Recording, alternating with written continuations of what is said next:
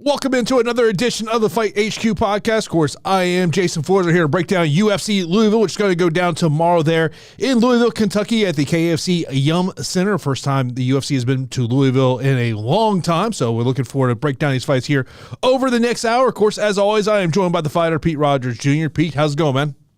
What's up, brother? What's going on? It's another day, I've been cranking along, been working since early this morning, it's been a long 2 days. Let's just say that long 2 days for me over here. So I'm looking forward to the weekend. Yeah. I mean, I'm right there with you, man, between working third shift, running the academy, first and second shift,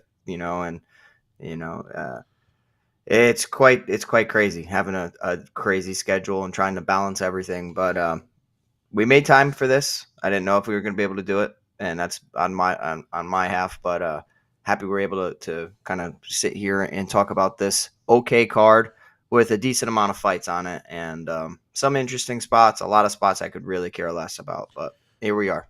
Of course, as always, we appreciate everyone tuning in to this episode of Fight HQ. If you're watching us live, whether it's on YouTube or on Twitter, we much appreciate that. Of course, if you're watching or listening to us after the fact, we always appreciate everyone who chimes in there in the comments or over the Discord channel. Of course, Discord totally free to join. Great conversation we have going on over there. Our DraftKings contest is already live, so you can get in that contest here. Of course, congratulations to Leo M76, taking out last weekend's contest, scoring 546 points as he went with a lineup of Makhachev, Price, Coppola, Perez, Hafez, and Romanov.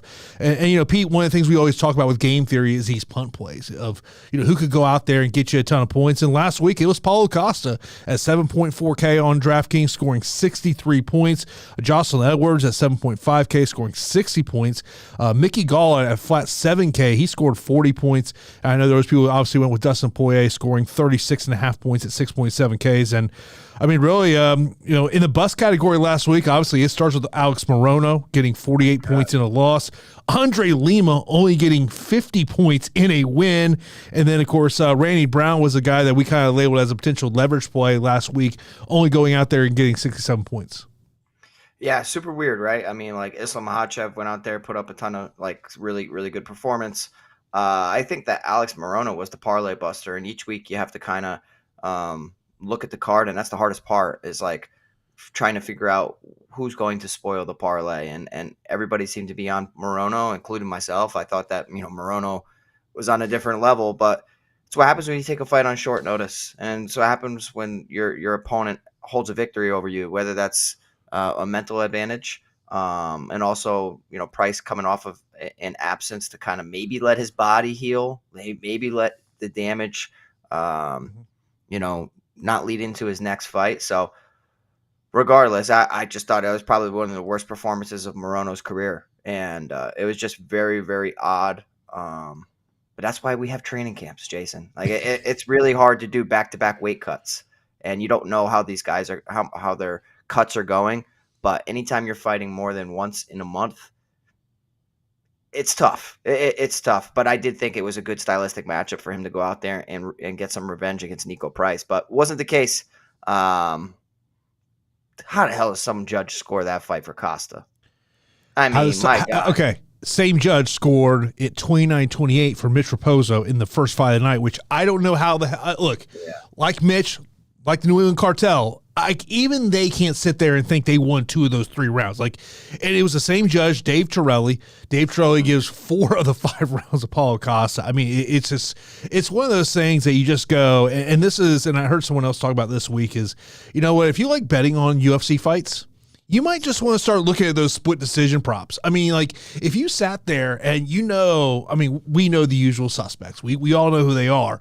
I almost feel like that may be the way to start betting fights. It's just take that split decision props. And there's definitely some fights on this card that I think are going to split decision. And as we look into game theory for this one, Pete, here, first off, I look at the main event. Jared Cannonier, I think if he's not coming off the time away from the cage due to that MCL injury, I think the odds are probably vice versa in terms of this one. I looked further down the card. What does Punahele Soriano look like as a welterweight as opposed to what we've seen at 185 pounds? And then there's just some fights that I just think are very close. Like I look at Thiago Moises and Ludovit Klein. I think it's a very close fight. Like there are some almost kind of 50-50 fights here that like from a DFS GPP aspect, I'm kind of scared to roster just because I think it can go either way. But, I mean, you've got 14 fights, so there's a lot of fights that you can decide you just want to fade. I'm with you, man. I'm with you. That's some really tough spots and competitive lines, competitive fights. I don't look at a lot of these fights and think crazy DFS performer, but I could be completely wrong on that. I see a lot of, like, mediocre scores. So obviously landing the big scores is going to be crucial for the slate. I mean, I think there's going to be a lot of fighters that end up in that 80-point range, and it's just because of the competitiveness within the matchups. And I'm going to need your help, like always, Jason. I'm going to need your help to see where you're sitting at some of these fights.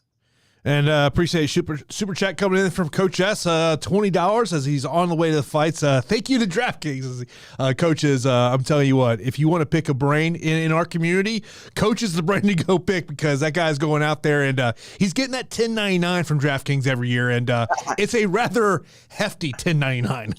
Yeah, I'll tell you what. I mean, like when it comes to DFS lineup construction and having successful DFS lineups, I mean, there's nobody better within our community than Coach, and I can say that. And Jason and I, as far as breaking down the fights, there's nobody better.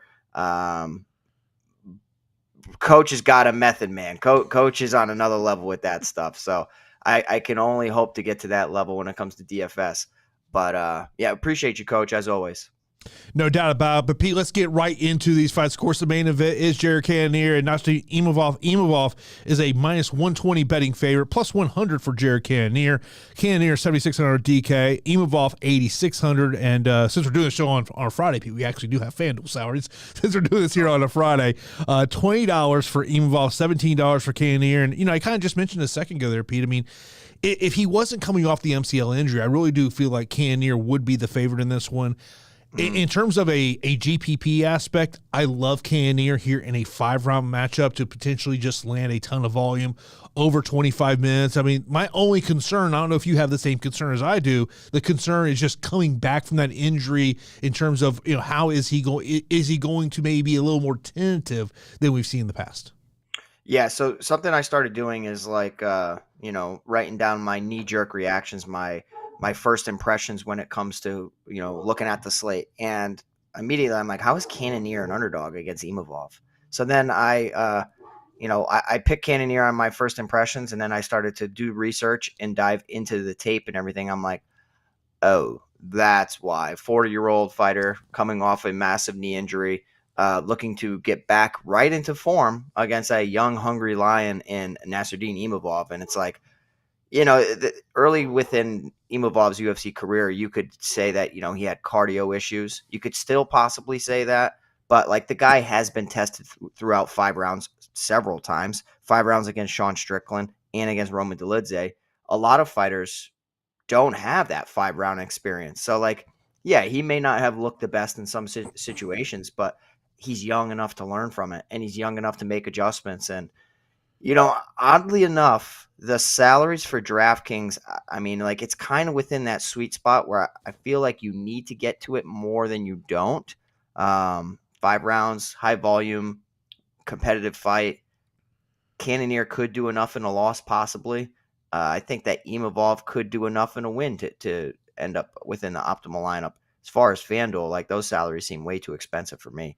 I would just much rather go elsewhere on FanDuel. But, I'm going to lean with Imavov, Jason, and I think it's all about timing. And I think like when you see the common opponent of Sean Strickland, you see, wow, all right, well, Cannonier arguably, he picked up the decision victory, scored an 86.4 against Sean Strickland, and some people think that he lost that fight. And then you see Imavov went and lost the decision to Strickland as well, scoring 51. And cardio and experience was the big difference maker within that one, but he came back late and started to look good. I don't know, man. I think that it's all about timing and getting a veteran coming off a massive injury, kind of taking some momentum out of the sails of the veteran helps. It does help. I'm gonna pick Imavov in the matchup, and I know like from a first impression standpoint, Cannonier was the guy that I was going to pick. It's a lot, man. And also it's the footwork. Styles make fights. I don't think that Imavov is going to be standing there right in front of Jared Cannonier like Marvin Vettori, who is a punching bag and got punched in the face 241 times and taken down 4 times. I just don't see that happening with Nassourdine Imavov. He utilizes good footwork. He dances on the outside. He'll clinch when he's starting to get lit up. He'll incorporate takedowns. I think that we're going to see a surprising victory for Nassourdine Imavov. He just needs to win 3 and not gas out and get knocked out. And I really think that's doable here against a guy that could have somewhat of a flat tire in the cage in Jared Cannonier.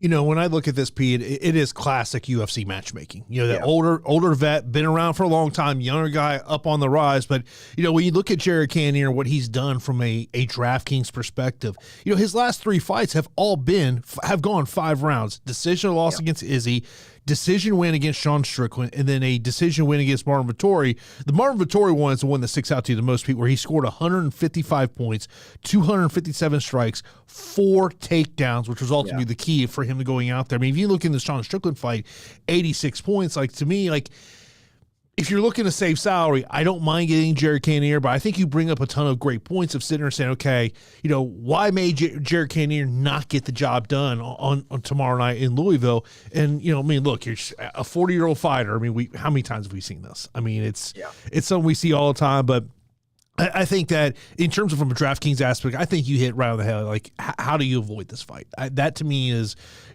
it's tough for me to get away from this fight. Unless you're talking about a single entry type contest or maybe even a cash contest where you're going, okay, you know what? This fight's going to be probably highly owned. Maybe I like someone else in that higher 7K range that I want to get to as opposed to a Cannonier, or maybe someone in that 84 to 88 range if you want to go Imavov. Yeah, exactly. I mean, it comes down to lineup construction. Like, if you think that Imavov wins at 8,600, more likely than not, he's going to make it into the optimal lineup. It's just like you're spending 8,600. If the 85 and below, there's a couple fighters that come through, and it's only a couple points, but it allows you to spend up elsewhere. It's an argument to be had. So I think from a unique standpoint, avoiding it for a quarter of your lineups or even more than that, maybe a third of your lineups, I think is a good way to set yourself up for success. But I'm going to be leaning Imavov here, bud. Co-main events at light heavyweight matchup. We got the former title challenger Dom Reyes looking to snap this losing streak as he takes on Dustin Jacoby. Jacoby at minus 235 betting favorite, plus 190 for Dom Reyes. Reyes is 7,200 on DK, $12 on FanDuel.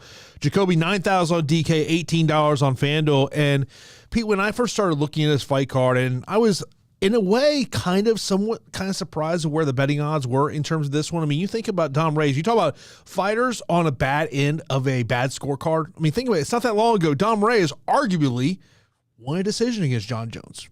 You could very well make the case, and now he's here trying to get there. I don't mind if you want to get to a Dom Reyes this week, Pete, just because of the price point here, but low volume would be my concern in rostering Dom Reyes.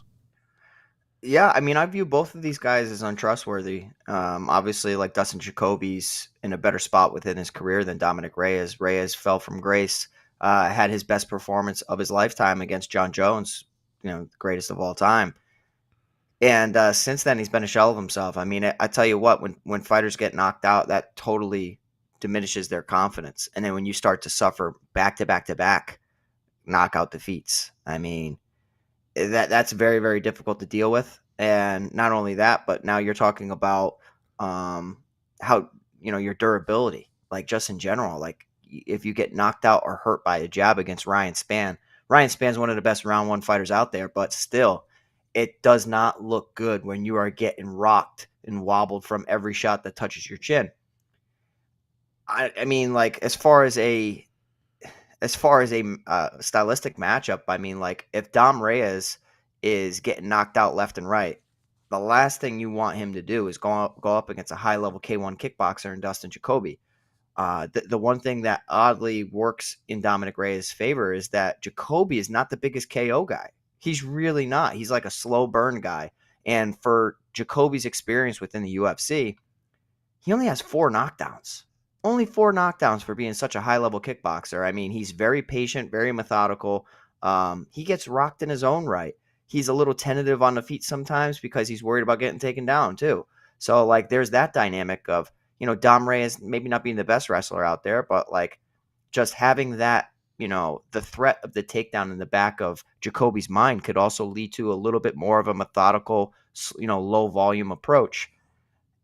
I mean, like, we've seen Jacoby land a cross against Daun Jung and plant him and knock him out. We've seen him do the same thing against Kenny and Jekwu. So, like, his power has been inconsistent.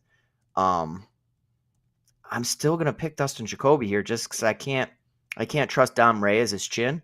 And, this could be the Nico Price of the card, where a fighter who takes, a decent amount of time off comes back, makes some adjustments, comes back, lets the brain heal a little bit, and wins a decision. And I think that is where, if I'm betting on Dom Reyes, that's kind of what I'm thinking is going to happen.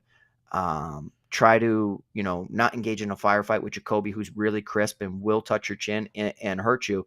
But as far as like finishing ability, like, there's way more dangerous fighters out there than going up against Jacoby, who's just very patient at times. So I'd like to see Reyes in like a matchup against a wrestler. I think that would really help him out. I mean, look at what he did to Chris Weidman. Stuff like matchups like that would make more sense. I like Jacoby. I do like Jacoby. And he seems like a very cerebral fighter as well. I'll pick him to win a decision. Just because I do think that the time off will help Reyes. I just still don't think it'll be enough to get a win over Jacoby. Yeah, I mean, you think about it, for the most part, Justin Jacoby is a decision-type fighter. Typically does go through rounds. Now, his last 2 wins have come by knockout. Clearly, you have to have a concern in the fact that when you look at these last 3 losses for Dom Reyes, of course, the 4th one was that title loss against John Jones, being knocked out in the 1st or 2nd round. That's going to be a concern, especially when you talk about going up against that boxer. And, of course, as Mr. Grapefruit says, obviously he's a little worried that one's going to end up being something where it's a fight that is low-scoring, and that is totally understandable. I totally understand why someone would have that mindset there. To me, I'd almost like Dustin Jacoby wins via decision plus 300. That one kind of intrigues me. Yeah, me too. I think playing both of the fighters to win via decision. I think that makes some sense. And a fighter that takes some time off and can clinch as well as Dom Reyes can burn minutes off the clock. So that's kind of my expectation is, Reyes looks better. Reyes looks better in this performance, but he still does not pick up a W. Let's move over to our next matchup. It's going to be a matchup that was supposed to take place a couple months ago. Does not take place due to medical reasons. Raul Rosas Jr. taking on Ricky Turcios. Rosas Jr. is a minus 235 betting favorite, plus 190 for Turcios. Rosas is 9,300 DK, $21 on FanDuel. Turcios is 6,900 on DK, $11 on FanDuel, Pete. And to me, as I look at this fight, I still think stylistically this was a good matchup here for Raul Rosas. I think his management has done a very good job for the most part of making sure, look, he's a 19-year-old kid. I mean, he is developing. I think ultimately he is going to be moving up a weight class. I think he did make weight today, but we've seen those weight issues that he has in his previous matchup. And I will say this, here's my sneaky thought, and I thought this might have a better decision prop out there. Raul Rosas Jr., I think this thing's going 15 minutes. I like him to win here via decision. Yeah, me too. I think so too. And, I think, as far as management is considered, they've been patient with this matchup and rebooking it and rescheduling it rather than just abandoning it and accepting a different fight. They clearly see something. And I'll tell you what they see is just poor takedown defense for Ricky Turcios. Ricky Turcios is a pretty high volume fighter, but pretty volatile and pretty bad defensively. He gets hit a lot and he gets taken down a lot. He does work back to his feet. He does have a Brazilian Jiu-Jitsu background as well as a black belt, but like, you know what I mean? His wrestling is the weak point here. I mean, he was taken down 6 times against Brady Highstand, 7 times against Kevin Natividad. Oddly enough, in both of those fights, he won by split decision. But the one thing that I'll say against Brady Highstand and Kevin Natividad is they have the wrestling, but they don't have the grappling. of a Raul Rosas Jr. So Raul Rosas Jr. has both. Like, he has the wrestling to take down Ricky Turcios, but he also has the jiu-jitsu to solidify position and threaten for submission. So, I mean, for me, I think Raul Rosas Jr. is in a fantastic spot here. He will be a priority for DFS. I definitely think it was a calculated decision to back out of the previous fight at elevation. Totally made Ricky Turcios a legitimate underdog because of his volume and because of the previous gas tank issues we've seen from Raul Rosas Jr. Here now, with some more time to marinate and build a game plan and prepare for the bout, I still think Raul Rosas Jr. doesn't, and I think he does it in dominant fashion. So Raul Rosas Jr. at 9,300 looks like a damn good play here. I'm going to prioritize him. The only thing is, like, if he takes him down and Turcios cannot get back to his feet, perhaps, the takedown upside is capped, but the control time is expanded. I still think it's just a very, very good spot for Raul Rosas Jr. to get 100-plus points. Yeah, I mean, you look back to last week with Roman Kopylov being able to control the fight on the ground and how he was able to rack up points there. I mean, like, from a cash game aspect, and when you talk about core plays, Rosas is a core play for me just because I love the matchup here. I mean, look, Ricky Turcios has never been submitted in his career. He's only been defeated once via stoppage. That was via strikes. So he's a tough dude. That's why I'm kind of thinking this thing goes out 15 minutes. But, like, in terms of someone that I'm the most confident, I believe he's going to go out there and get the win. I believe Ricky Turcios. I mean, I think when you look at his management, he's represented by Jason House. I think this matchup was 5 months ago. There's a reason they wanted this matchup. So to me, I do like a Rosas Jr. in this matchup. Next up, we got Ferreira and Stoltzfus. Stoltzfus is a plus 215 betting underdog, minus 265 for Ferreira. Ferreira 9,400 on DK, $22 on FanDuel. Dustin Stoltzfus is 6,800 on DK, $9 on FanDuel. If you want to take the chance here on the underdog, Pete, I sit there and go, you're going to be sweating out those first 3 minutes because you're going to be worried about him going out there and getting KO'd. But if you tell me this fight hits second round, third round, I don't mind taking a chance here on the underdog. Yeah, so I mean, like, I drew some parallels between this and the Jacoby matchup of which underdog do I like more, and ultimately I landed on Stoltzfus, and I looked at each fight individually, and then I look at it from a DraftKings standpoint as well. The one thing that I'm starting to do, and week by week and fight card by fight card, you make adjustments and you try to find a formula that works for you. I'm starting to get behind, and I used to do this back in the day, starting to get behind fighters that are 15-minute tested. You know what I mean? Like, I know Stoltzfus can go 15 minutes. Whether he wins or he loses, I know he can go 15 minutes. When you're going up against a guy that is so accustomed to finishing fights in the first or second round or early second round, it's a different ball game when you get into round 3 and they're pushing the pace and they're trying to finish you, and it's just like uncharted water. So for me, Jason, I'm taking the shot. I'm going to go with Dustin Stoltzfus, and I think that the wrestling is enough to tire out Bruno Ferreira, and I think that is the game plan. Yes, Ferreira has a judo background, very, very, very powerful punches as well. I mean, that's the way that he wins most of his fights, is by knocking his opponents out. If you stay and just trade with him, you are going to most likely end up looking at the lights. But I don't think that Stoltzfus is going to do that. I think he's just going to make it a complete MMA fight. His striking has really elevated over the years too. Like, saw him throwing spinning hook kicks and head kicks and good, hand combinations. And he does not look just like a pure wrestler or grappler anymore. He looks like a guy that can do enough on the feet to set up his takedowns, and get to the fight to where he's most comfortable is in the grappling. So I'm going to take the shot, and I'm going to say that Dustin Stoltzfus pulls off the upset here. From a construction standpoint, at 6,800, I think that he's in such a great spot to perform well. He was doing really well against Rodolfo Vieira, against Dawkins. He was doing okay. Mearshart. We've seen moments where it's like, oh my gosh, this guy can compete, and then it's just like one lapse of judgment, and he gets finished, or he gets hit with a big shot and then finish against Abus Magomedov. But like recently against Punahele Soriano, he looked very, very dominant. Punahele Soriano very, telegraphs most of his strikes and, just wing shots, doesn't have the best cardio. Not saying that, Punahele Soriano is the same as Bruno Ferreira, but there are some similarities where I do think stylistically, the longer the fight goes, I would think it favors Dustin Stoltzfus. So you definitely have to try to project how you think the fight's going to go. And I haven't seen Stoltzfus get flatlined all too early besides the Abus Magomedov fight. So give me Stoltzfus at 6,800 as the complete dart throw for me. Um, but yeah, I mean, I could be dead wrong, and Brunno goes out there and knocks him out. It's just 9,400, super, super rich of a price tag for a guy that's untested outside of round one and early round two.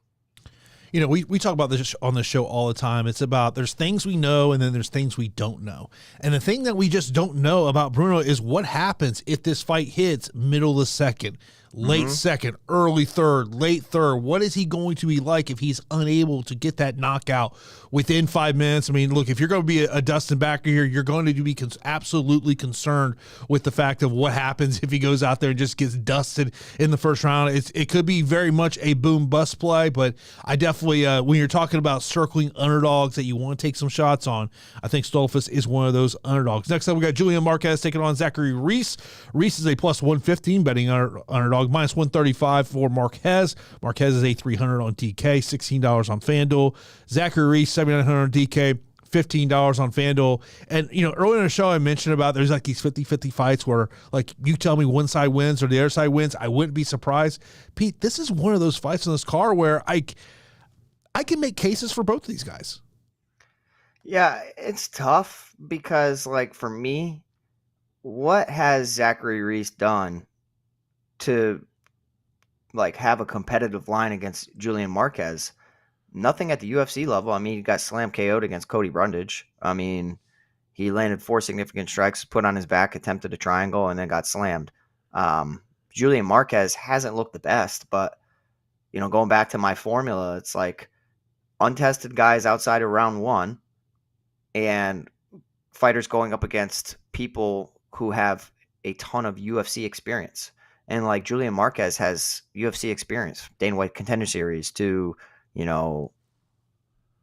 UFC fights.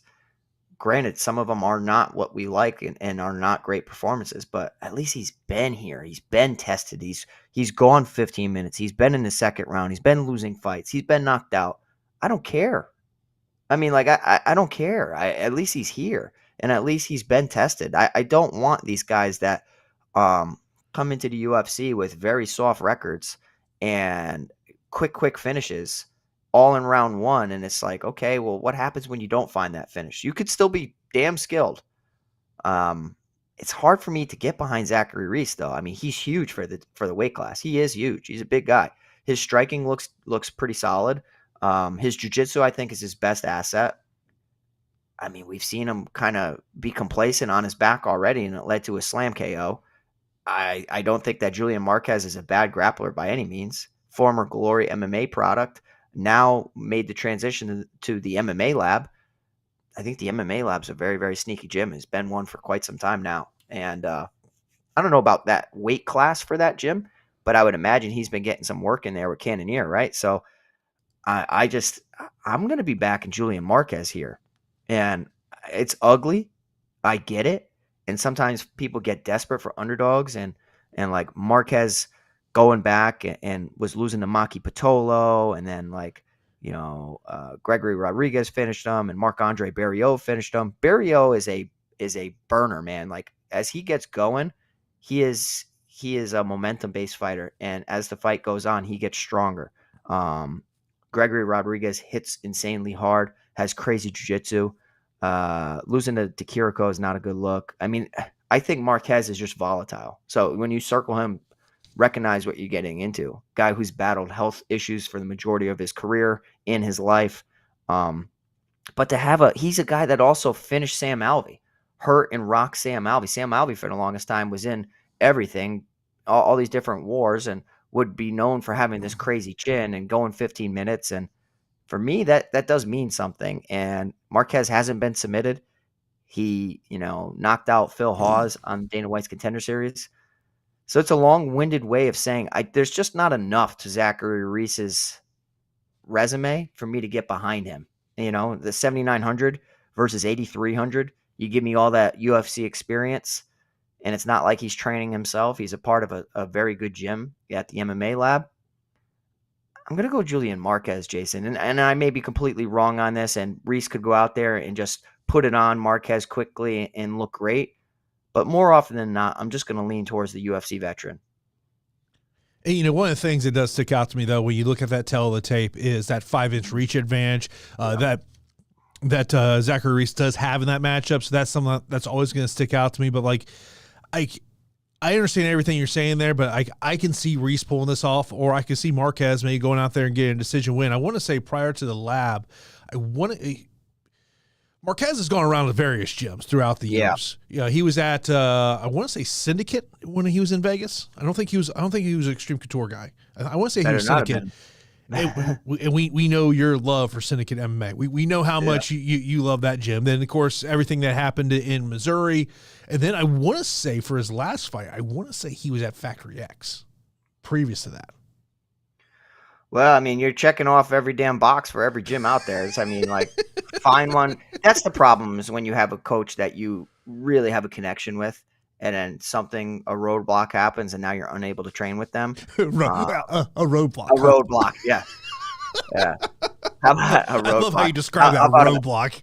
How about yes, I don't even know, natural disaster. You got something blocking you. Yeah, but for me, do you like Reese more than Marquez? I understand why people want to get to Reese, but it's just I don't know, man. If you look at the strength of schedule, it's just completely different.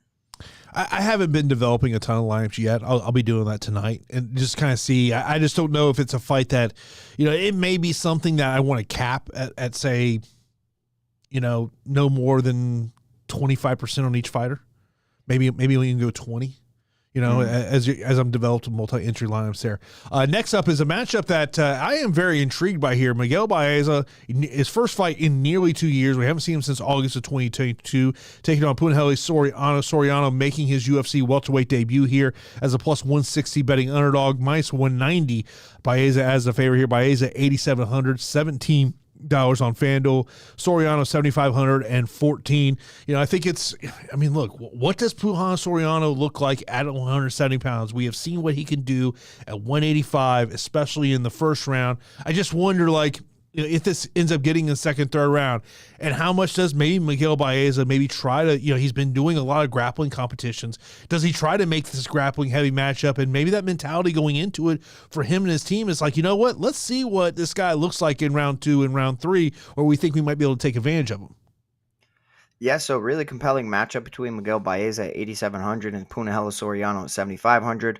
I mean, for whatever reason, I've been a Miguel Baeza fan, and I've always been backing him. I've been following him and his coach on social media for all their boxing training. And, Baeza has good hands. He has really good hands. And for training boxing as much as he does, he gets hit with some shots, and then his chin is super susceptible. So his durability is not the best. I think as far as skills, though, if you lay every fighter's skills out there on the table, I bet you'd be impressed and say, this guy's skills are up there with some of the best. It's just whether it's luck or mental lapses or decision-making, the durability has just not been there.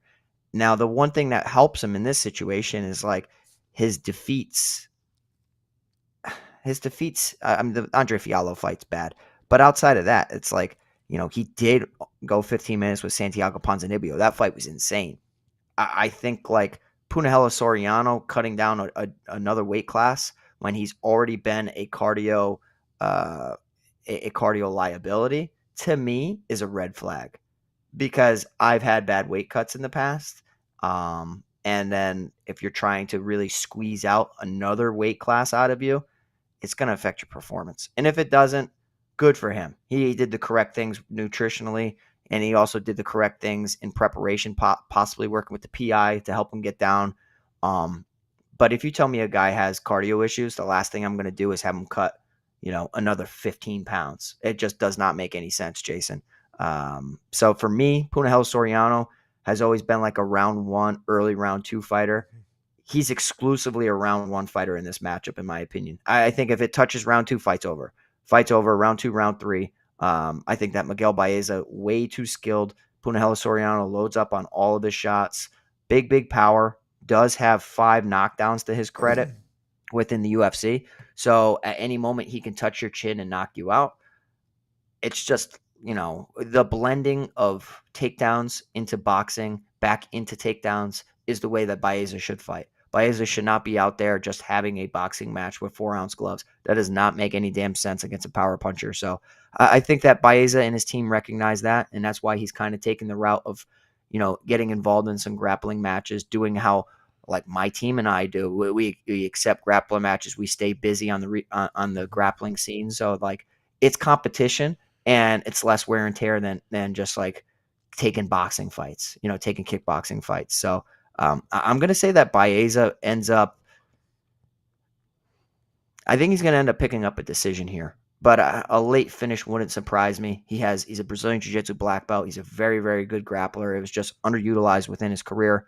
But I think he's going to have to be on his P's and Q's in the first, 9 minutes of the fight. And then it's going to be all right, Baeza starts to take over and that momentum swings significantly. So give me Baeza here at 8,700. And that's one of the things that the UFC does allow its fighters to do is to go into grappling competitions. The only thing I've heard that the UFC puts a stipulation on is that there's no leg locks in those grappling competitions because of what could potentially happen there. And the reality is whoever loses this fight is likely being released by the UFC. We are coming up on the summer. Dana White's Contender Series is right around the corner, so the roster is going to be trimmed. Baeza's lost 3 in a row. Soriano's lost a couple in a row as well. So the losers matchup is likely going to be gone. Likely, I'm sure we'll probably see them in PFL or Bellator, whoever's unable to get the victory here. And I will say this. Baeza wins via decision plus 400, I think, is also another kind of interesting prop bet. I know there may be some people in our listening audience that maybe don't like to play those decision props because you're basically sitting there for 15 minutes just hoping it actually gets the decision, and then the judges don't screw you out your winnings here. But that could be a little bit of an interesting prop bet play. Yeah, I like it. I do like it. You have to put the desire for finishes to occur to the side and recognize that decisions do happen. You know what I mean? Like if Sam, I bet you Sam plays every finish method out there. I don't think he's ever played a decision method out there. So you're telling me Sam probably has that parlay of under 2.5 rounds for all 14 fights? Yeah, exactly. My man, throwing his lottery ticket out there. Yeah, for sure. I mean, some cards it's crazy like that, but like. Take your shots. Fights get extended, man. Fights get extended. They touch round 3. They go the distance. And in this situation, a safe win is huge for either fighter. So I think that's going to make them temper their output a little bit. So give me Baeza via decision. Next up, we got Thiago Moises taking on Ludovit Klein. Klein is a minus 130 betting favorite, plus 110 for Thiago Moises, who is $7,800 on DK, $15 on FanDuel. Klein, $8,400 on DK, $16 on FanDuel, Pete. And this is to me is another matchup that, like, I think you can make the cases for both sides. I understand why Klein is the betting favorite in terms of this one, but it's another one that I think that the betting lines are pretty accurate on this one. Really hard time with this fight, Jason. I'm going to need your help on this one because like Ludovit Klein has really like turned into the Terminator. I mean, really like picks up a win over Smith, 70 points, Jones, 76. Oddly enough, goes a draw against the Jai Herbert. Then against Ignacio Bahamonde scores 86. Against Cunningham, 135.4. If you go and you look at a lot of those fights, though, it seems like he's the better wrestler and grappler in all those fights. So I'm really intrigued to see how he performs against another legitimate wrestler and grappler. I mean, Thiago Moises is mainly a grappler, doesn't have the best wrestling, but Ludovit Klein's been really lacing up those wrestling shoes. The Devontae Smith split, Mason Jones, Bahamondes, Cunningham. It's the Jai Herbert draw that kind of like makes me scratch my head a little bit. And Klein shows up in fantastic shape. He looks like he prepares really well. He's probably on a very strict diet and, really focuses on his strength and conditioning. I do think that he can gas though. Like he's looked really dominant because he's the one in the driver's seat. I think cardio comes down to what happens when you're not in the driver's seat. and how does your body respond when you're the one getting put in and manipulated in different spots by your opponent. So the more I think about this fight, Jason, the more I think I'm going to be leading towards Thiago Moises. I know that the Mitch Ramirez performance was fine, very smart, methodical, just chopped away at the legs and picked up a nice TKO. Lost against Benoit Saint Denis, made quick work against Melquizael Costa in the second round, finished him via rear naked choke, and Christos Giagos. The thing is like in those matchups, there are competent grapplers in there. Like Costa's a very good grappler, but predominantly a striker. Giagos is dangerous, susceptible. Like I do think that this is a very, very close matchup. And you have a guy in Thiago Moises who trains at my favorite gym out there, American Top Team. I mean, they got wrestlers galore there. They have Ludovit Klein's 30 of them walking around the mats. I think Thiago Moises. I think I've just talked myself into a Thiago Moises underdog pick. I really do. And I can understand why people think that Klein's going to go out there and, land his, brutal left body kick or his left head kick, mix in some takedowns and pick up a dominant decision. But I'm just not seeing it, Jason. I'm not seeing it because I think that Moises can stuff the attempts, reverse position, threaten with submissions. And then, I also still look back at that Nate Landwehr fight when you had Ludovit Klein fail on some of his takedown attempts and meet resistance, kind of broke a little bit and kind of gave up that neck a little bit. And that could have been Ludovit Klein 1.0, and we're seeing version 2.0. But there's some grappling and jiu-jitsu flaws that I think Thiago Moises can take advantage of. And whether he picks up a submission win or he just reverses position and looks better, I just talked myself into it. I'm going to go Thiago Moises as the underdog to come through at 7,800. Yeah, it's just one of those things I just wonder, the veteran ability of Thiago, just maybe, keeping away from the grappling, keeping away from those leg kicks in there. I mean, look, it's a very close fight. I think it's a 50-50 fight. If you had told me this was the 8,200, 8,000 fight this week, I would not have been surprised with that one. I don't mind the call here of Thiago Moises as an underdog call here. Next up, let's move over. We got Charles Radtke taking on Carlos Prates. Prates is a minus 245 betting favorite. Radtke is plus 200. He's 7,000 on DK, $11 on FanDuel. Prates, 9,200 on DK, $19 on FanDuel. And I know there was a comment we had a little bit earlier on in the show, basically talking about maybe is Charles Radtke at 7,000. The person said that Radtke's a lock for him. And we have seen Radtke in these underdog spots go out there and get that victory. I mean, if you had told me 2 years ago that Charles Radtke would still be in the UFC, I would have probably told you no. Yeah, I mean, I've heard good things about Radtke in the training room. He's very good. He has very, very powerful hands, and he throws a lot of hooks. So he's very wide. I think he's super susceptible to shots down the middle. And Prates has a great straight left hand. And I'm telling you right now, my prediction is going to be a knee to the liver. And Prates is going to walk away with a KO because I just see I see Radtke so open to the body. And then you go back and you watch some fight film from years ago. He was dropped by a liver shot. It was a left hook to the liver. I still see some of the same things, some of the same. As a coach, I'm telling you right now, the best way for Prates to defend these takedowns, because I think we're going to see Radtke go out there, swing hooks, try to rock Prates, totally can knock him out. Prates didn't have the most amazing debut, so people are a little low on him, and I think it's a mistake because I do think that this guy he has the goods, very, very high level Muay Thai, and I think that people could be down. But to be honest, knocking out Trevin Giles is a big deal. He's a big deal, and as a high level kickboxer, there's question marks surrounding his ground game, 100%. So within Radtke's game, it's throw the big hooks, close the distance, get your takedowns. He hits takedowns really well, and he's a Brazilian Jiu-Jitsu black belt. So I think Radtke, that's his path to victory. As a Prates guy, as a Prates backer, I think him just being a tall fighter makes things a little bit more difficult for Radtke to get that done. He can get underhooks pretty easy against the cage. He can throw elbows against the cage.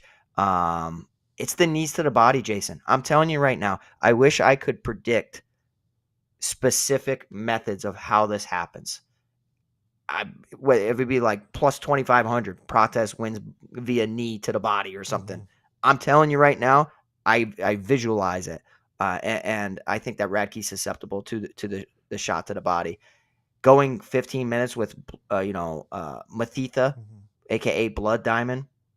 I don't care how good Radtke's look lately. It's still like there's no way that you should go 15 minutes with Blood Diamond. If you are as good as you are, you should take him down over and over. And he was unable to take down Blood Diamond and get him to a vulnerable position and submit him or TKO him on the ground. Why is he going to do that to Prates? It could happen. Like it could happen. But I think like people are down on Prates for the wrong reason. Joshua mentioned that, I guess, over at BetMGM, you can bet those type of finishes. So I'm not sure if BetMGM's in the state of Connecticut. Obviously, I'm here in Florida, so it's only the Hard Rock Sportsbook that we can go to. And I know the Hard Rock doesn't have those type of props. That would be really cool. I'll have to look at it after the show, but I definitely don't think it's available up here. But that's how I see it going, man. That's how I see it going. And by the way, Prates to win via TKO KO plus 100. If you were looking to get, obviously we always love plus money. At the end of the day, we always love a little bit of plus money there. Next up, we have got a matchup where we got our biggest favorite on the card, and he is a massive betting favorite in this one. Brad Katona, a minus 750 betting favorite, taking on Jesse Butler at plus 450. Over on DraftKings, he is 9,600 for Katona. Butler, 6,600. I know there's already been some discussion on our Discord channel throughout this week about whether or not you're going to be highly owned on Katona. Someone in the chat mentioned, is Katona the fade of the week here? I mean, the thing that always concerns you about Brad Katona is, Pete, he's a decision guy. And when we're talking about rostering someone at 9,600, I mean, I need you to go out there and give me 120 points for me to justify it. I'm with you, Jay. I'm with you 100%. Did his opponent Butler make weight? Do you know? Yes. How did that guy make? That's crazy to me. I mean, like debuting against Jim Miller, now fighting at 135 pounds. Good Lord. I mean, like, holy moly. And what a weird career choice to like drop 2 weight classes. I don't know what's going on with that, but like the UFC isn't doing him any favors putting up against the 2-time Ultimate Fighter winner in Brad Katona. I mean, say what you will about Brad Katona. Again, people are probably down on him because he lost to Garrett Armfield. Guess what? Garrett Armfield's pretty damn good. He can strike, and he's improved on his striking, but he's a lifelong wrestler too. So that really limits Brad Katona's upside in that matchup. And Katona still scored 56.3 in a loss. It still took him down 4 times. I think that he can win this fight however he wants. I think that Butler's aggressiveness will be used against him. He'll get taken down a career number of times if he wants to, or if Katona feels comfortable on the feet. I mean, this is a guy who has a boxing background as an amateur. I still think like his best game is getting the fight to the mat and incorporating ground and pound en route to it, utilizing some jiu-jitsu. But like, I think that he can do really well. I think that Katona can do really well. I mean, to go out there in a 15-minute fight against Gibson to win the Ultimate Fighter, scored 96.6. I don't see how he doesn't surpass 96.6 and getting 100 plus. It's like a free square. He's a decision guy, but being a decision guy with so many advantages in this matchup could lead to just higher volume, better takedowns, more takedowns, maybe even more knockdowns. I mean, like a guy cutting that much weight will be a little bit more vulnerable to getting knocked down or knocked out. Butler just doesn't do it for me, man. And whoever the management team is, it's like you're going to fight the guy with some crazy career records within the UFC and Jim Miller. And now, second fight. Let's just put him up there against the 2-time Ultimate Fighter winner in Brad Katona. It just makes no sense to me. So I think that Brad Katona is a hell of a play, but obviously you have to account for the salary. Yeah, I mean, I was just going down that Tapology rabbit hole. This is the first time that Jesse Butler is going to compete at 135 pounds. As he has fought essentially anywhere from 45 to all the way up to 70. And when I did go down his Tapology rabbit hole, for people who follow the regional scene, we tend to know the names of the people who are dudes that show up and fight. His pro debut was against Drew Lipton, who, by the way, right now currently has a 6-31 pro MMA record. He's been not to the extent of Jay Ellis. Oh, nobody's at that. He's the Southern version of Jay Ellis. Yeah. Okay. If you follow regional MMA, I say the name Jay Ellis has pretty much, I guarantee you, he has over 100 losses. I bet Jay Ellis has probably fought against maybe 40 active or former UFC fighters. It's kind of crazy, and like people know who he is, so people start rooting for him. I remember when he picked up a win a couple years back up here in the New England scene, and New England went nuts. We were all happy for him because the guy is he's always on fight cards. He just suffered a loss June 1st. He is now, we're talking about Jay Ellis, 16 wins, 110 losses. How the hell? I mean, my God. Yeah, you're talking about his last win was November 5th, 2021 against Rodrigo Almeida back at New England Fights 45. Prior to that, his previous win came in 2017 against Isaiah Pitts. But yeah, you go up and down. It's people who've competed, UFC, PFL, Bellator. I'll never forget asking a regional matchmaker about Jay Ellis. And he said, Jay, at the end of the day, you don't got to worry about Jay Ellis not showing up. How many times has he been knocked out? Does it tell you that? And how many times has he been submitted? Does it do that breakdown for you? He has been 29 losses via TKO KO, 76 losses via submission, 4 via decision, and 1 DQ loss. His record's like a horrible baseball team. My God. Holy moly. Yeah, I can only imagine. There's a certain regular up in the Northeast. If I said I'm promoting at a certain venue, I go, we got Jay Ellis. I don't know if he approves the fight. I really don't know. I might have to really sell hard on it. I don't think he does at all, and I do not blame him. Yeah. All right, let's move over to our next matchup. We have got Andrea Lee taking on Martina De La Rosa in a rematch. De La Rosa plus 140, minus 174. Lee 8,500 on DK, $17 on FanDuel. De La Rosa, $7,700 on DK and $14 on FanDuel. Of course, I mean, both of these ladies have been around the UFC for a long time. I mean, my initial thought when I think Andrea Lee is, maybe trying to target when people can take her down. She was taken down 5 times in the previous matchup, but this is one, like, in terms of when we're talking about DraftKings, FanDuel, GPP contests, like, Pete, this is a fight I just don't want to get to.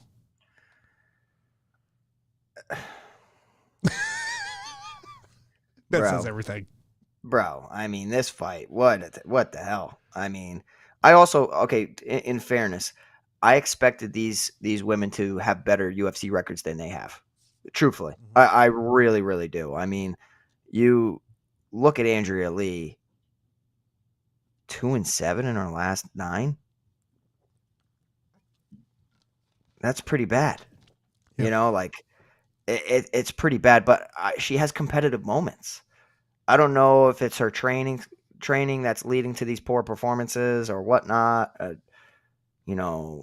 Second half of Tony Kelly, I don't know. And Martina De La Rosa, second half of Mark De La Rosa. So it's like these women have skills. They do have skills. And this fight already happened in the past. And we saw Andrea Lee go out there when she was predominantly just a kickboxer, and get taken down, get back up, and, put together a solid performance. Martina De La Rosa scored 42.9 in the first fight, got 5 takedowns. So that's a pretty high number. Honestly, I thought Martina De La Rosa was going to turn out into a pretty good fighter, better than Andrea Lee. But like Andrea Lee, offensively, she can get takedowns. I think that she is a fight IQ. Like, she really needs to work on her fight IQ. Her decision-making is not the best. Her striking at times has reached crazy volume. And I don't know, man. I don't blame you if you don't want to get to the fight.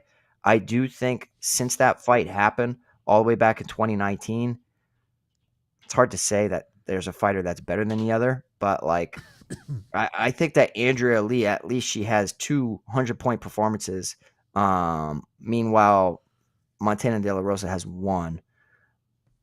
And that oddly enough is against Ariana Lipski. So it's like, I'm going to be backing Andrea Lee here, but I really don't feel strongly about it.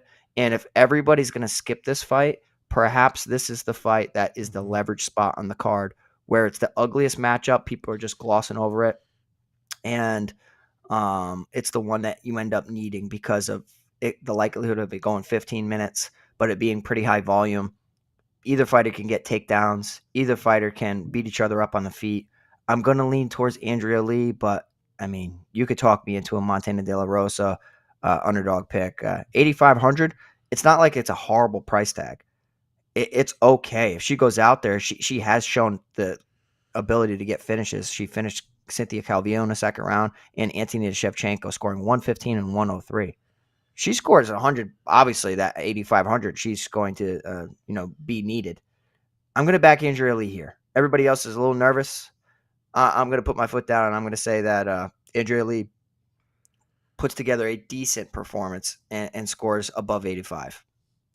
That's my fear of the fight is it's what happened with Andre Lima last week, where you only get 50 points from the winner. That to me is a concern. If you don't have volume, you don't have takedowns, that score just is not exactly where you want to be. But yeah, just not a fight in terms of GPPs that really does intrigue me. Next up, we got John Castaneda taking on Daniel Marcos. Marcos is a minus 120 betting favorite, plus 100 for Castaneda. Castaneda, 8,200 on DK, $15 on FanDuel.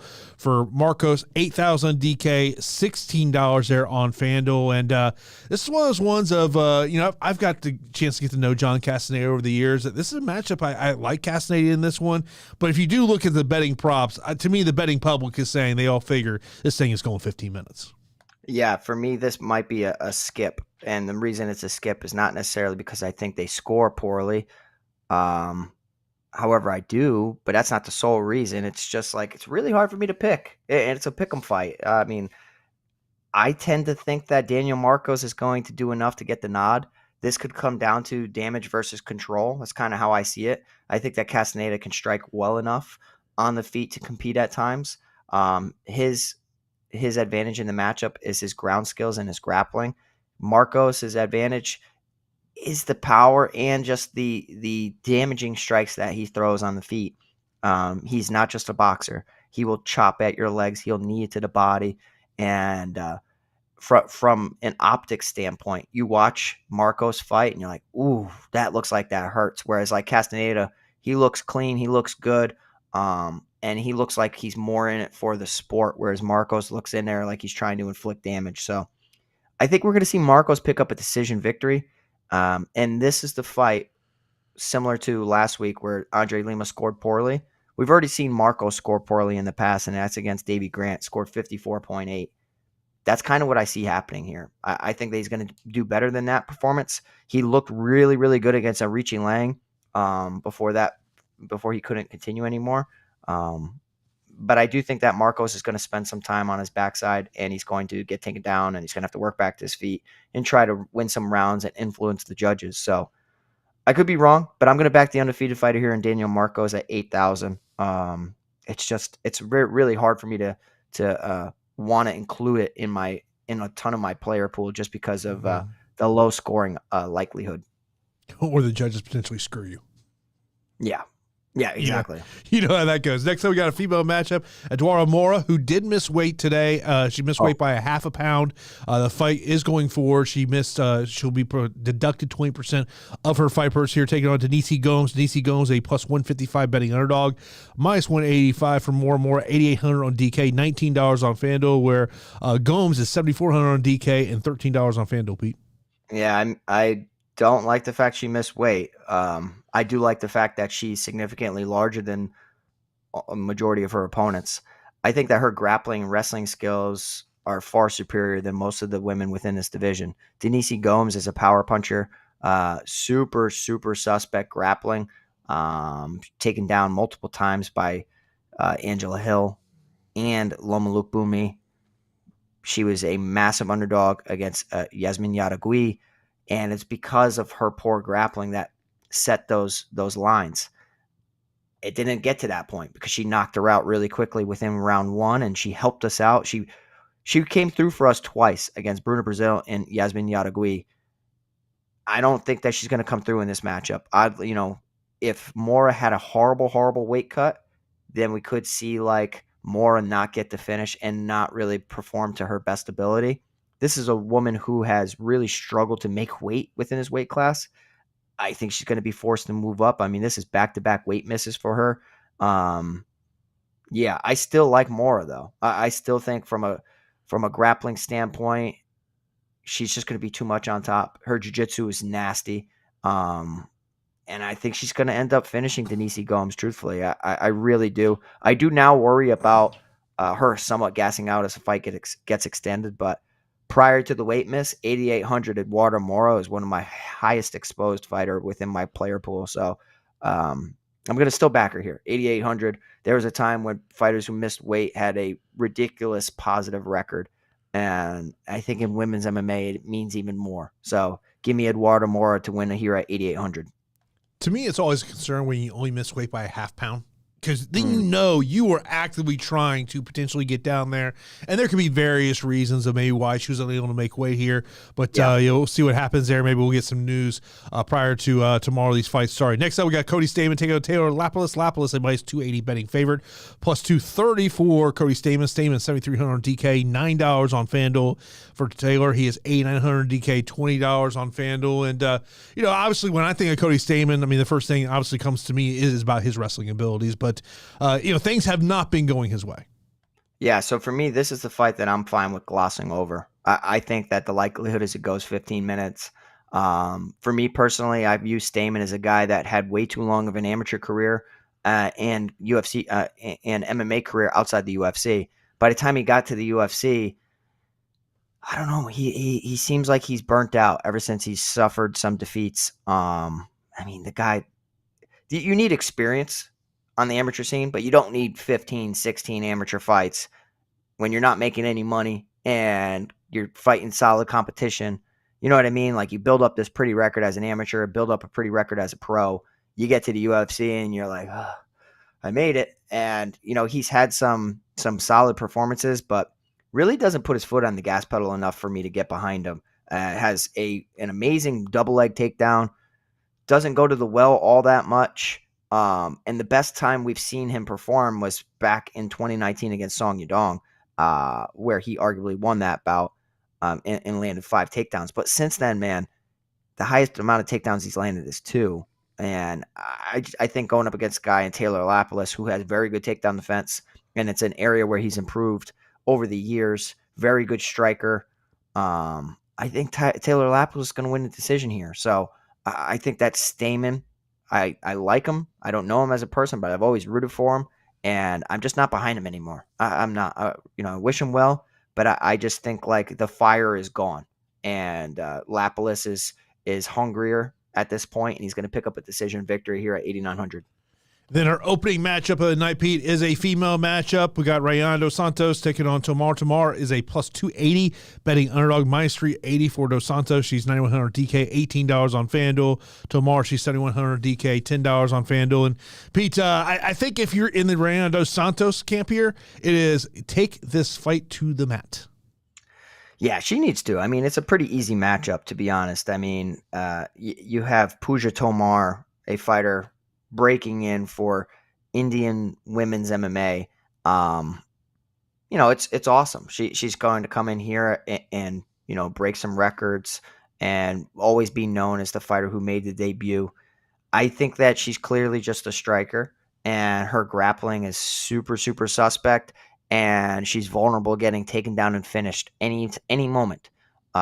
If for whatever reason Reyes Dos Santos decides to keep it standing, terrible IQ, because that you're going to allow Pooja Tomar to go out there and kick you 55 times to the body and 100 to the head.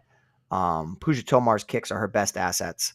And I think when you don't set your kicks up well and you're going up against a pure grappler and wrestler, they're able to snatch that leg, take you down relatively easily. I think that Reyes Dos Santos is going to go out there and submit Pooja Tomar here, 9,100. I'm pretty big on women's MMA this week. So historically, that doesn't really bode well because they tend to go long. They tend to go 15 minutes. And even if they do, though, I think like there's some, women's MMA matchups that could lead to some high volume. So like I like Ryan Dos Santos. I like Eduardo Mora.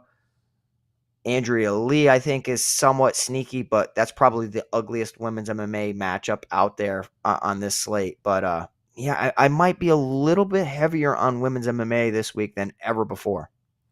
Yeah, I was just looking over the prop bets because some more have come out on this matchup. Dos Santos via submission plus 200. I'd rather just say screw it. Give me the inside the distance at plus 150, just in case she does go out there and maybe gets a ground and pound type finish there. Pete, let's get into our straight up fight picks here. The main event, give me underdog number 1, Jared Cannonier. I'm going to go with Imavov. I would go Dustin Jacoby in the co-main. Jacoby. Rosas Jr.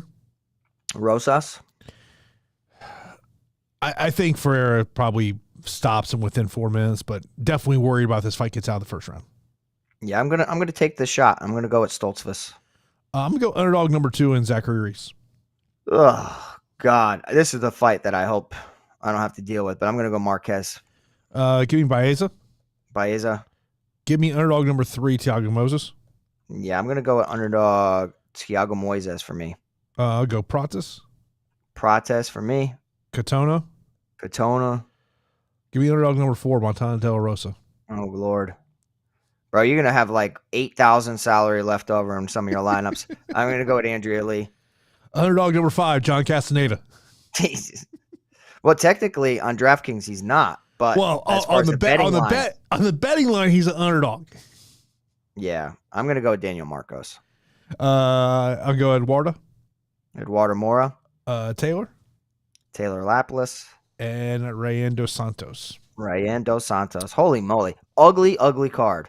Oh, no doubt about it. Let's get into some questions we got over on Discord, and then we'll get out here on this episode of Fight HQ. Core plays, to me, the core play to me starts at Raul Rosas Jr. It doesn't matter whether we're talking GPP or cash. I really like the possibilities there.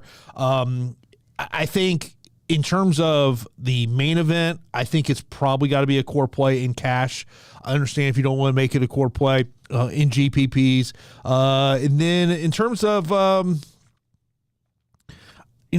probably put Carlos Prates as another core play up there just because of what he potentially go out there, getting a knockout victory. And, I hate playing the first fight of the night, but to me, Rayana Dos Santos has such an advantage taking that matchup to the ground. I think she's a core play for me.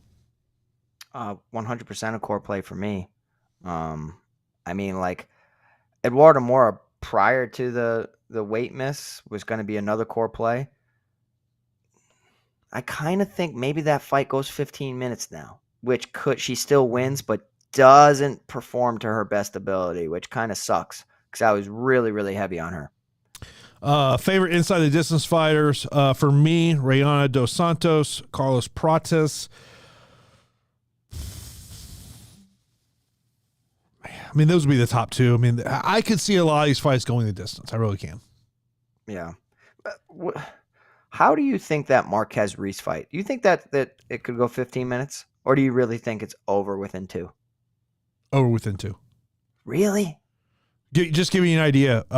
Marquez via decision plus 650. Reese via decision plus 1,200. I think I might have to roster that fight. I don't want to do it. I don't want to do it, though.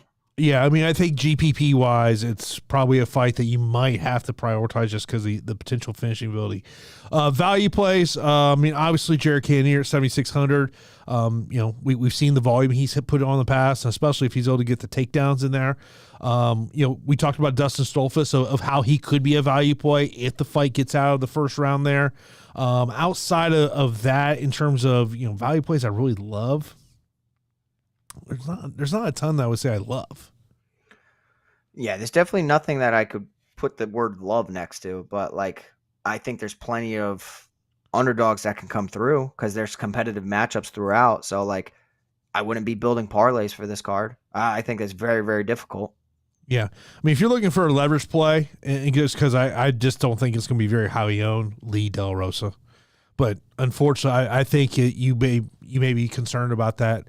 The winner getting 65 to maybe peaking at 80 points. I agree. Now, Jason, 1-for-1 question from me. Okay. Preference: Imavov, Baeza. I know you're a Cannonier backer. Ooh, let's say you man. weren't. Let's say you were an Imavov backer. I mean, the 5-round aspect is what kind of leads me to Imavov, just because you've got, 10 more minutes to work there. But, like, I could certainly see a case where Baeza could really utilize that grappling, rack up some points on the ground, maybe get a submission finish, second, third round, or even maybe a knockout finish. I mean,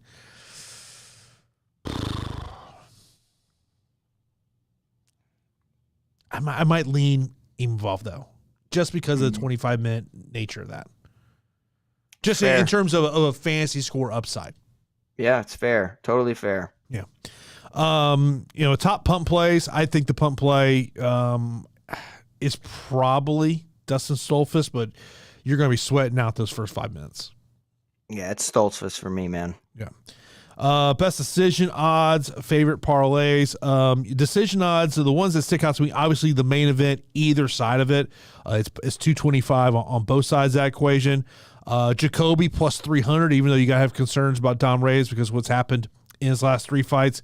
I think Raul Rosas Jr. is a very interesting to win via decision here, just because of the toughness we've seen out of Ricky Turcios throughout his career. I mean, there's a lot of fights on here that I'd see going the distance, a lot of them. Yeah, and the thing is, like, with Raul Rosas Jr., he doesn't throw high striking volume. It's just grappling. I mean, he knocked out Terrence Mitchell, okay, but, like, it's just grappling. And let's say, like, he gets 6 takedowns. You know what I mean? That's 30 points plus the decision. That's 60 points in control time. If he throws nothing, and like Ricky Turcios is a Brazilian Jiu-Jitsu black belt and could get back to his feet, there's a path for him not to meet his ceiling. I just think like it's a good matchup for him. Yeah, like if I was looking for kind of what I would call a quote-unquote safe parlay, I would go Raul Rosas Jr. at minus 235, Reinaldo Santos at minus 380, and then I would say Carlos Prates at minus 245. I like that. I like that a lot. No, I mean, I'll have to look up and see how much actually, let's see if you put those 3 together. See if I can put this one together here real quick. I mean, obviously you're taking 3 of the more notable favorites on the card. In terms of that,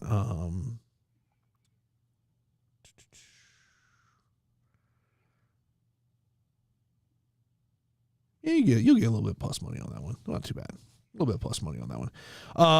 Jason and Pete special. I like Ronaldo Santos in the first fight of the night. I just think stylistically, I think it's a matchup there. The 8,200, 8,000. You heard Pete say he likes Daniel Marcos in that one. His road to the Mansion series over under of stoppages 7.5. Give me the under.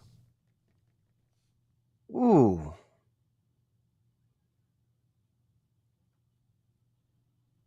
Yeah, give me the under. I'm over here. That's a good line though. I think he's right. Like that's actually a good line. Good job. We already talked about our cores on DraftKings value plays. I think we've kind of really labeled out some of those value plays underneath 8K. Takedown upside. I think you got to look at Dos Santos. I think Lee and Del Rosa both could get knocked. Both get takedowns, but both get right back up to their feet. That's one to pay attention to there. You talked about Klein potentially with the takedowns there. I think Baeza is another interesting one. Dustin Stoltzfus, I think, is another interesting one. Rosas Jr. I mean, typically we've not seen Cannonier go the takedown route, but he did go the takedown route in his last matchup. Yeah. I really like Eduardo Mora and Ryan Dos Santos from takedown aspects. And, like, this is a slight weight advantage for Mora.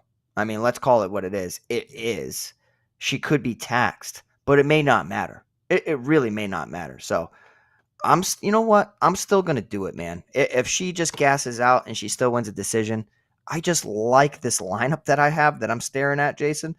I don't want to change nothing about it. I'm the type of guy that builds one lineup and puts it everywhere. And I think that's what I'm going to do with this.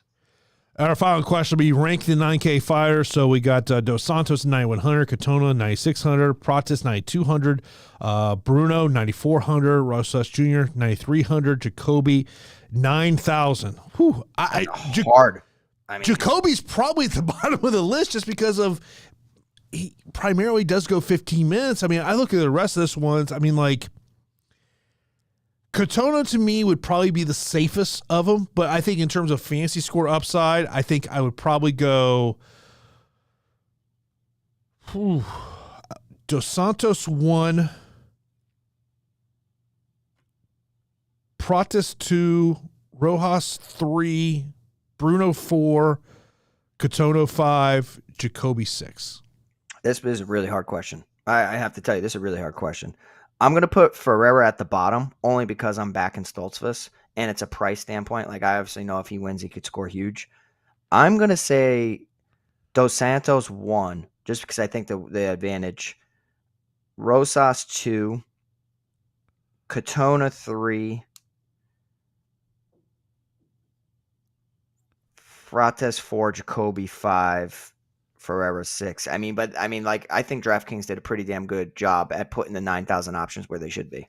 No doubt about it. Anthony asking over YouTube, Eduarda or Rosas. I would lean Raul Rosas just because, I mean, why did she miss weight? And that's going to be an unknown. That's just going to be an unknown. Yeah. I think it's difficult, though. Like, women making or missing weight is such a tricky dynamic based on their bodies. You know what I mean? Like, that's something that people don't take into consideration. It's like, it's very difficult for them to manipulate their body weight. I hope that's all it is. I hope it's not an injury. I hope it's not a bad cut. Yeah. I'm still going to back her because the tape says so. And if I lose on it, I've lost dumber ways in the past. So, I mean, like, I might as well. I'll never forget back in Evan Dunham against Herbert Burns, and he was like $6,500, and I had 100% of Evan Dunham in a 150 max, and my night was over within 2 minutes. Yeah. And I just, okay, see you later. Good luck. Yeah, it's. I'll never forget. Boom or bust. Yeah. You don't got to worry about the rest of the night, but yeah. But of course, as always, we appreciate everyone who tunes in for every episode of Fight HQ. Of course, if you're not subscribed to the channel, be sure to do that. Trying to hit 1,000 subscribers here over on YouTube. Appreciate everyone who tuned in on Twitter as well. Of course, if you want to catch the show on demand, you can check it out on YouTube. Also, you can check it out on the podcast platforms. That'll be up here later on today. We got our Discord channel. DraftKings contest is live. We are back to UFC Apex fighting next weekend for Tatsutara and Alex Perez. Not sure when we'll be able to do a show next week because I'll be heading down to South Florida on Wednesday as I will be calling Double Down FC 1. So I got production meetings on Wednesday and Thursday. The fight's on Friday. So we'll try to maybe see if I can find a little bit of a window where me and Pete can find some good Wi-Fi down in South Florida to do the show. So if you're in Discord, we'll let you know when the show's going to be. Yes.